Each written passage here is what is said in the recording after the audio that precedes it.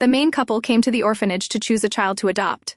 The female lead pointed to me, who was lying on the lawn sunbathing and humming softly, and asked the director, "Can this child be adopted too?" The director looked at the male lead in his neat suit, then looked at me in my cotton clothes and floral pants and said, "She can be adopted, but she doesn't quite suit your family's style." The main couple looked puzzled. The director admitted with a slight apology, "This child is a bit too relaxed." The female lead gently grasped the male lead's little finger, whispering, "So different from our son, isn't she?" A running comment section appeared on the screen. "This girl isn't just a bit relaxed. She was born the queen of laziness. Right, the hamster type. She eats so slowly that she's fainted 3 times from low blood sugar. While the other kids are clutching their heads over exams, she's arranging the test papers into the shape of a wine glass. Ha ha. She didn't even bother to do the work, did she?" The male lead's family has been an elite dynasty since their ancestors. Their son speaks 4 languages at 3, won the International Math Olympiad at 8, and at 10, he's already helping his father manage company affairs. This girl can't keep up with anything, they'll probably just criticize her. I bet she runs back to the orphanage within half a month. I remember the male lead's son has anxiety disorder. Let's see what happens when anxiety and laziness collide. In truth, I was born with a low-energy constitution. As social media would put it, I have a laissez-faire spirit and low QI energy. The doctor prescribed medicine, which I should take on time and in the correct dosage daily. I skipped it entirely. If I live, I live. If I die, I die. At night, dozens of kids would cry loudly for their mothers. I was so annoyed that I wanted to end it all. I even put my head in a noose, but the security guard burst in, kicked me 3 meters away, and yelled, "No playing on the swing set inside the room!" Since I couldn't die, I decided to live a respectable life. I started researching various health regimens. When others cried over cartoons, I brewed tea to supplement my qi and blood. Other children studied hard for A's. I focused on growing goji berries well. I dug 3 holes, stood up too quickly, blacked out, and fell with a thud. So I just lay there, and when I woke up, I continued planting goji berries, to the point that every family who came to adopt me would say, "This child is too sluggish, she seems to have no vitality. Adopting her is more like raising an old woman than a lively young girl." I paid no attention. The director, however, scolded them angrily, driving them out. "How can you speak like that about such a lovely child? Your bad karma is why you're infertile." Hearing the main couple was coming to adopt, all the children primped, wearing their best clothes, hoping to be chosen. I had no hope. The crowds blocked all my sunlight. I had no choice but to drag my yoga mat and my cup of chrysanthemum tea to a side patch of grass. The female lead was inexplicably drawn to me. She pointed at me, lying prone on the grass, sunbathing and humming softly, and asked, "Can this child be adopted too?" The director glanced at the male lead in his neat suit, still working on his phone, then nodded, "Yes. But her style doesn't seem to fit your family." The main couple looked doubtful. The director of the orphanage reluctantly told the truth, "This child is a bit too relaxed." Just then, lines of text appeared before my eyes. The director is being very diplomatic. Is this supporting female character only a bit relaxed? This girl isn't just a bit relaxed. She was born the queen of laziness. Right, the hamster type. She eats so slowly that she's fainted 3 times from low blood sugar. While the other kids are clutching their heads over exams, she's arranging the test papers into the shape of a wine glass. Ha ha. She didn't even bother to do the work, did she? The male lead's family has been an elite dynasty since their ancestors. Their son speaks 4 languages at 3, won the International Math Olympiad at 8, and at 10, he's already helping his father manage company affairs. This girl can't keep up with anything, they'll probably just criticize her. I bet she runs back to the orphanage within half a month. I remember the male lead's son has anxiety disorder. Let's see what happens when anxiety and laziness collide. I looked at those lines of text with some doubt. What is that? But whatever, there are too many things in the world I don't understand. If I don't know, I'll just ignore it. No wonder the director was worried. Based on previous experience, no one had ever liked a child who looked exactly like a little old woman like me. The female lead felt a little moved. She secretly squeezed the male lead's little finger and whispered, "So different from our son, isn't she?" All eyes immediately focused on me. After sunbathing, I slowly stood up and under everyone's gaze calmly performed a set of health exercises. The female lead couldn't resist pulling the male lead over to me and asking, "Little girl, what's your name?" I looked up and replied, "Hello, my name is..."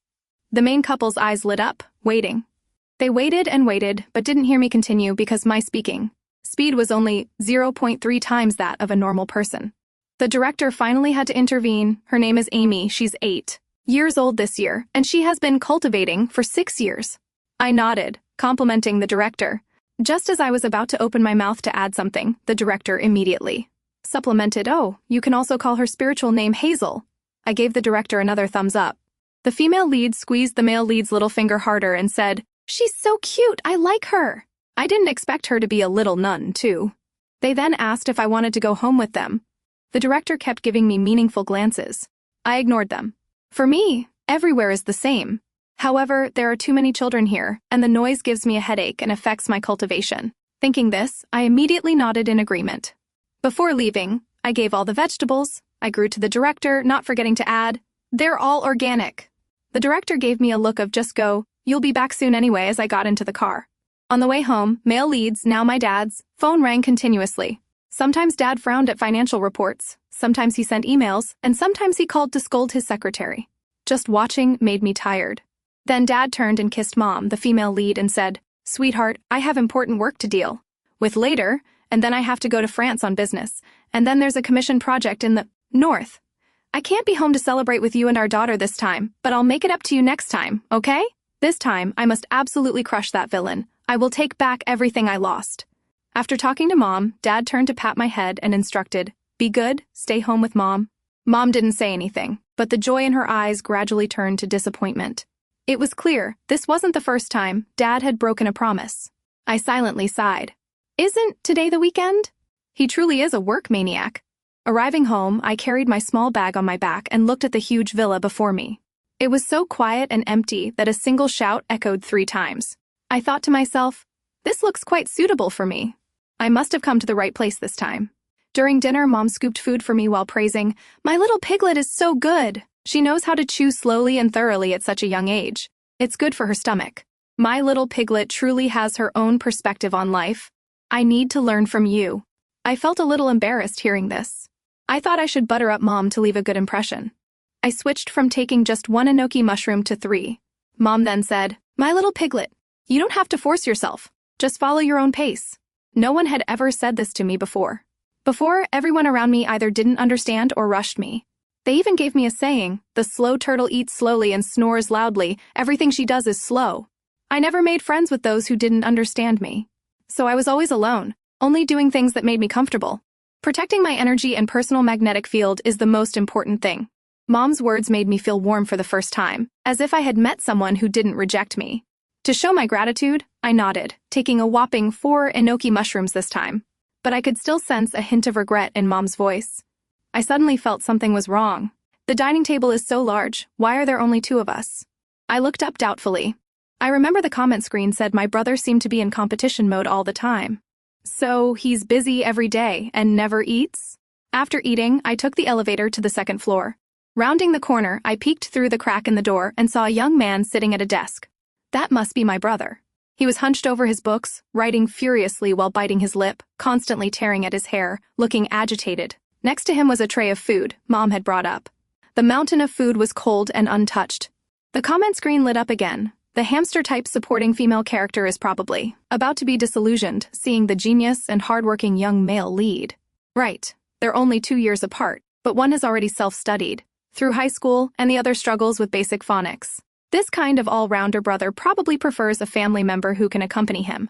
This kind of supporting female character will probably try to seduce her adoptive brother when she's older, but the adoptive brother's taste definitely isn't this lazy, dull type.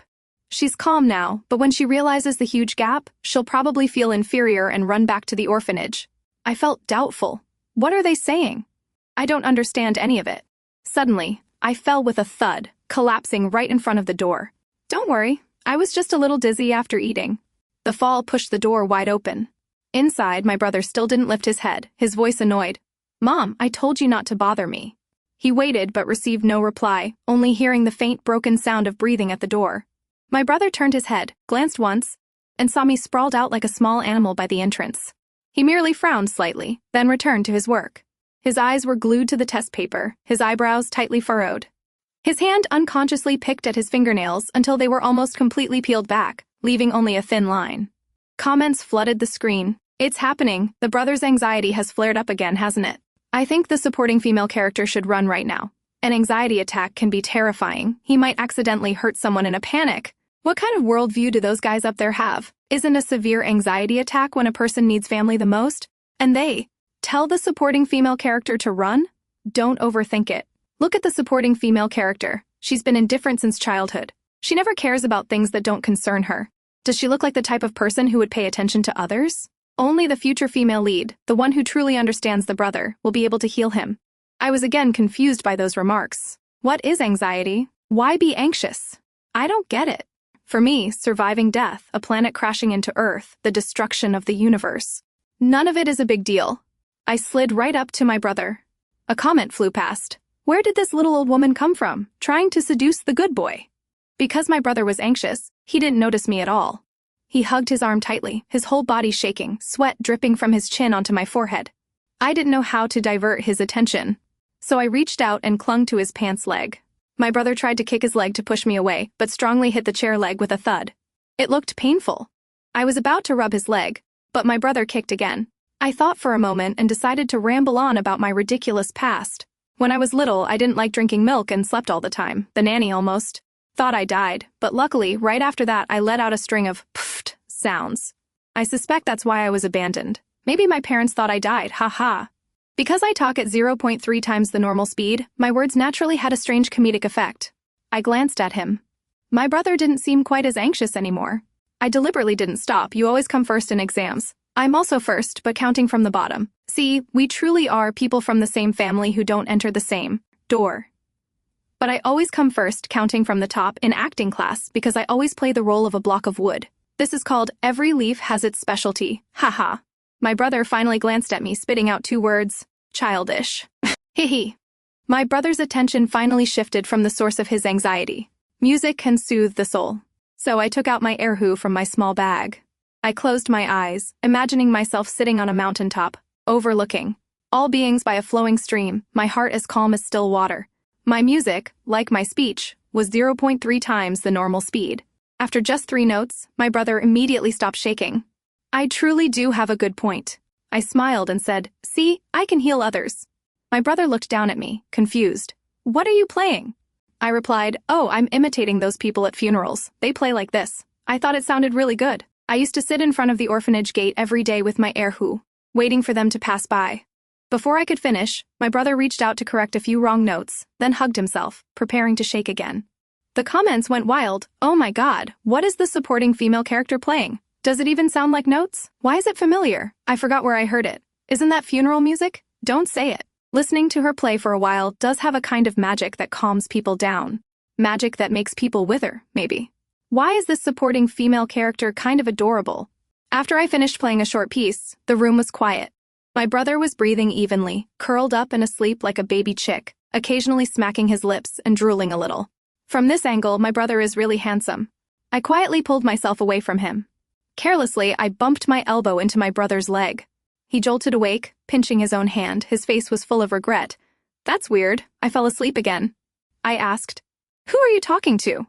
My brother mumbled while burying his head in his work. He was no longer as anxious as before, and he wasn't shaking. I thought he had very important work to do and shouldn't be disturbed anymore. I was about to sneak away when the comments exploded. The brother's having a nosebleed. He's too hot-blooded. The pressure is too much. So sad. Only capable people can do great things. If my child was that talented, I'd pressure them to study until they died. If not death, then study until death. Such a good sprout shouldn't be wasted. My brother used a tissue to wipe his nose and crumpled it, throwing it everywhere. I paused, thought for a moment, and decisively gathered all the crumpled papers into one spot. I took out a stove, a lighter, a hand fan, then scooped water, started the fire, and fanned the flames. The comments clamored, is the supporting female character's small bag a magic bag? How many weird things are in there? A sweet and clean aroma spread throughout the room, the spicy taste of ginger mixed with the sweetness of roses. I was afraid of getting a cold stomach from lying on the floor too long, so I brewed myself a cup of ginger tea. I also used honeysuckle, chrysanthemum, dandelion, licorice, mulberry leaves, and cooling leaves to brew my brother a cup of heat-reducing tea. To make it palatable, I added rock sugar and hawthorn along with a secret ingredient. My brother, who had been sitting with his legs crossed, tearing at his hair, finally couldn't sit still. He stood up and walked toward me, both nostrils stuffed with tissue, hands on his hips, and asked urgently, his voice muffled, "Who exactly are you? What are you doing?" Why do you keep coming into my room and disturbing me? Do you know how important the work I'm doing is? If you mess it up, can you pay for it? I didn't know what he was talking about. I just lay there with my legs crossed and handed him a porcelain mug, stretching out the sound of my voice. Here. The mug had a large happiness character printed on it. I explained, I thought no one needed it, so I stole it from a wedding party. My brother stared blankly, accepting it. His expression was on the verge of tears, yet he tried to act unaffected. He took a sip, and his eyes lit up. He initially turned his back to sip, then sat cross-legged in front of me, and finally lay down next to me. The tissue stuffed up his nose was gone. He crossed his legs, took a refreshing gulp, and even remembered to tell me to keep the fire going, occasionally adding wood himself. The comments were collectively shocked. I'd just come back from changing my baby's diaper? What's going on? What is the little genius doing? He's lying down too, isn't he? Little male lead, wake up! Only 3 days left until the competition. You are the hope of the future, the pillar of the nation. Wait a minute, what did he just put in the stove?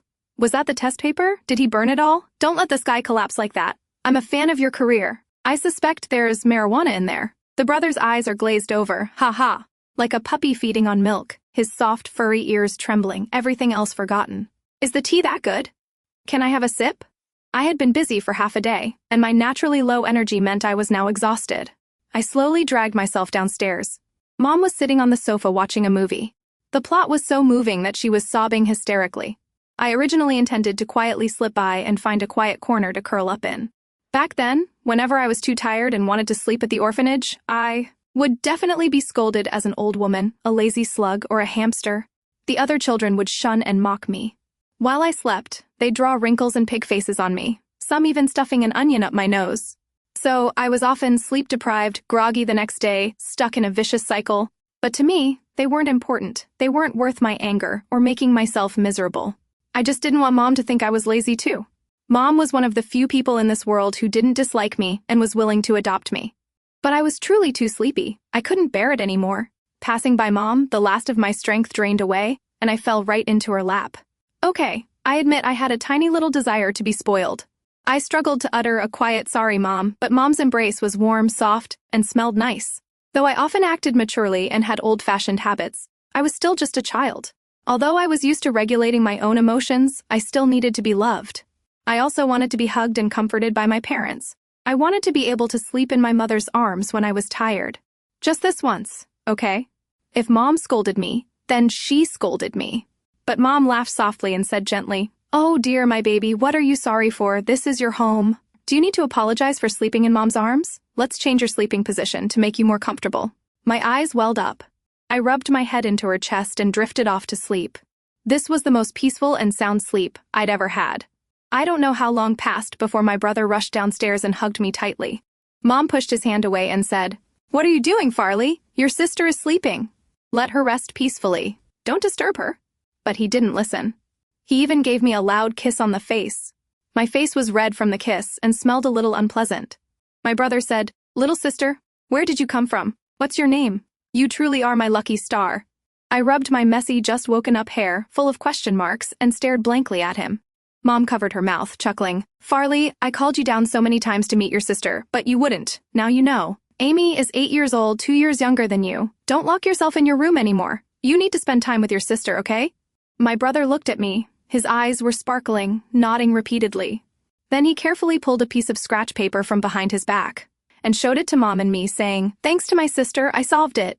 It turned out that my brother had been stuck on a problem. He was preparing for the exam, struggling for a month without a solution, his anxiety escalating into illness. Yet, thanks to my lullaby-like music and a cup of heat-reducing tea, not only did he stop being anxious, but while lying there and drinking tea, he inadvertently solved a difficult math problem that had stumped people for 50 years.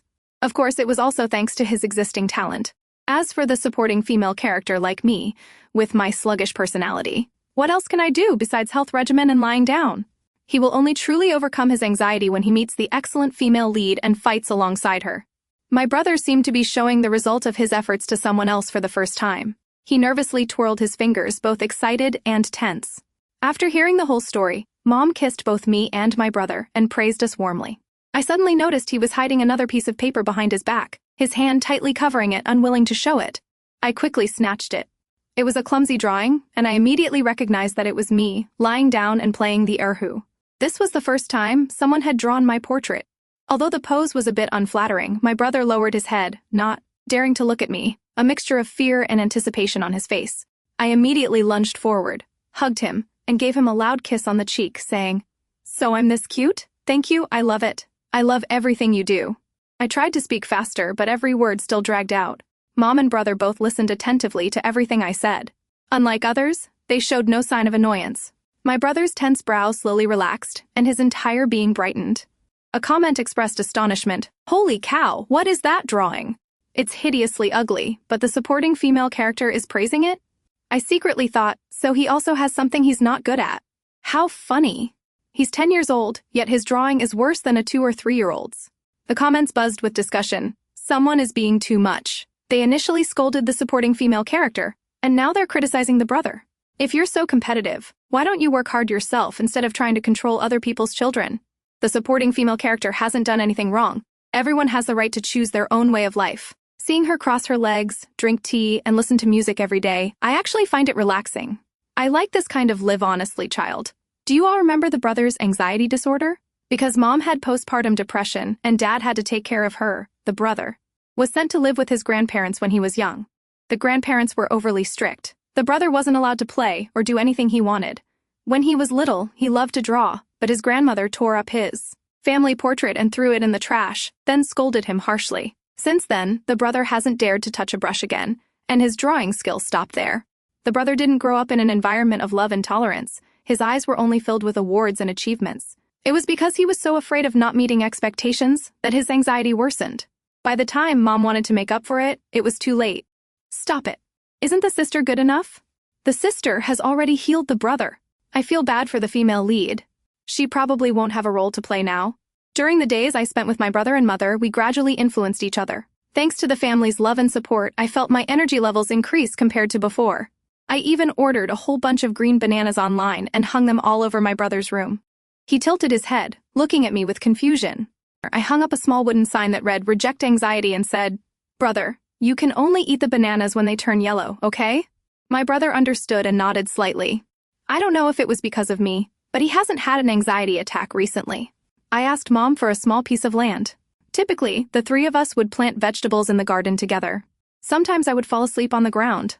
At first, my brother would bend down to check if I was breathing, only feeling relieved when he was sure I was okay, and he would even thoughtfully shelter me with a small umbrella.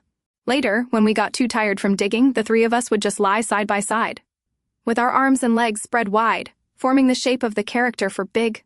It was utterly comfortable and relaxed. At this moment, my brother had a dog's tail grass in his mouth, swinging his legs and humming, "Who cares who loves whom at 4 a.m. I see the sleeping crab apple." Mom hugged her porcelain mug, took a sip of her beauty tea, and praised, "Perfect flavor." The comments were rolling with laughter. The main couple's whole family has been counter-converted by the supporting female character. Haha. Don't celebrate too soon. There are still their dad left. When the dad comes home and sees his wife and son lying on the ground like that, who knows how he'll feel? Haha. Dad returned, reeking of alcohol. He must have just successfully crushed the villain. Seeing my brother sprawled on the lawn, Dad yelled, "Farley, what are you doing? That suit cost $2 million. Turning around, he saw Mom and me lying barefoot beside my brother. Our faces were serene, with a faint red liquid at the corners of our mouths. Dad panicked, throwing everything in his hands, running over to hug Mom and saying, "Sweetheart, what's wrong? Wake up. It's all my fault. If I had spent more time with you, I wouldn't have this lifelong regret. Money, fame, the villain, forget all of it." Dad kept talking while slapping himself, then fainted. Mom suddenly sat up, looking blankly at Dad, who was frothing at the mouth. My brother and I ran over with a small stretcher to rescue him. I was about to pull out my funeral horn, but before I could, Dad woke up. Thinking he was dead, he completely shattered his image, hugging Mom, my brother, and me, crying loudly. It wasn't until Mom offered Dad the porcelain mug that he took a sip, his eyes brightening. "Wow, they have such delicious separation soup in the underworld." Mom slapped him and said, "What are you going crazy for? Live if you can, if not, then so be it. Worry about keeping your job. Don't stop me from planting vegetables, arranging flowers, listening to music." Dad finally sobered up, crying again. "I was wrong, wife. I won't neglect you and the children anymore. Forgive me. I won't get involved with the villain either. If he comes to cause trouble, I'll run far away. Living our simple little life is the happiest." So, the man in the neat suit lay in the sun, turning the quilt, softly singing, "Lonely night, Where should my heart anchor? The comments laughed nonstop. The main couple's whole family has been reverse converted by the supporting female character. Ha ha. The secretary's phone call came. Mr. Alden, Otis said if you don't show up, Company A's order will fall into their hands. Dad whistled and replied, let them take it. What's the point of fighting? Don't disturb me enjoying the joy of family life anymore. While you're at it, ask him if he's ever understood what it's like to have the heartbeats of loved ones beside him. Has he ever smelled the flowers or seen what color the sky is? Has he ever cried for anyone?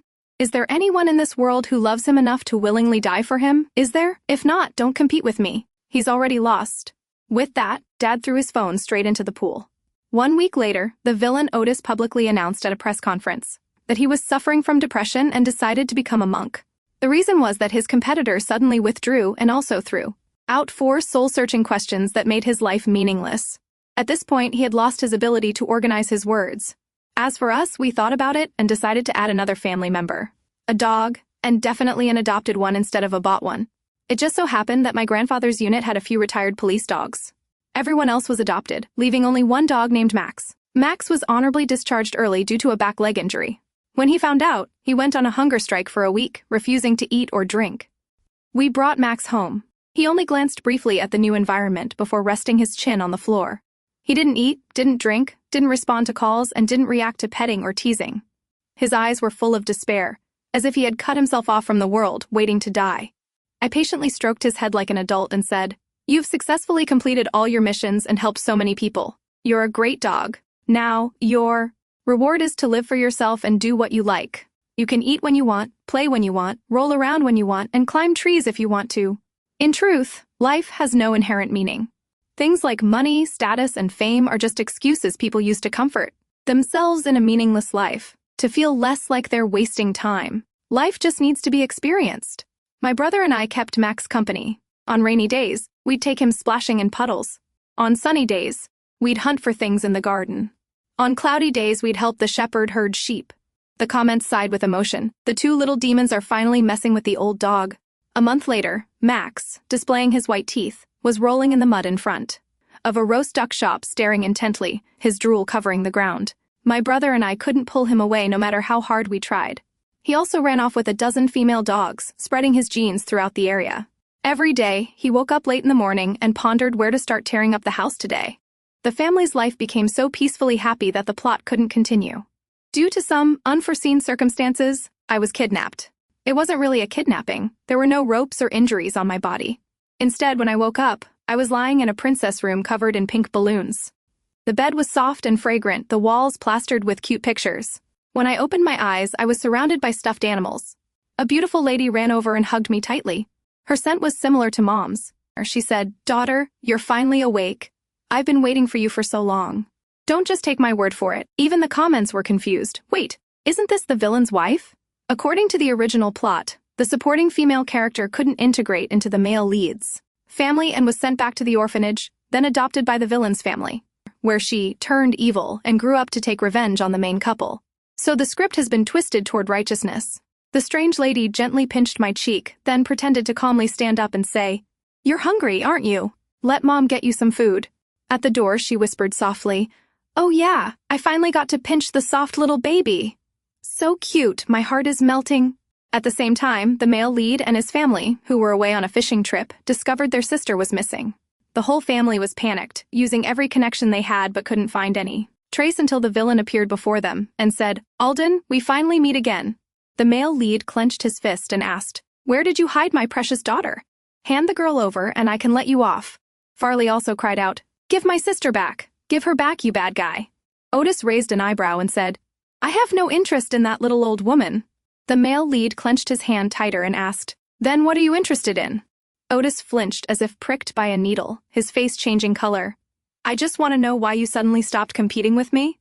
We've been competing since we were kids. You once said you would defeat me and crush me beneath your feet for life. Where's your promise? You used to disregard family affection. Why the sudden change? And what did those questions you asked me mean?" The male lead seriously replied, "I never disregarded family affection.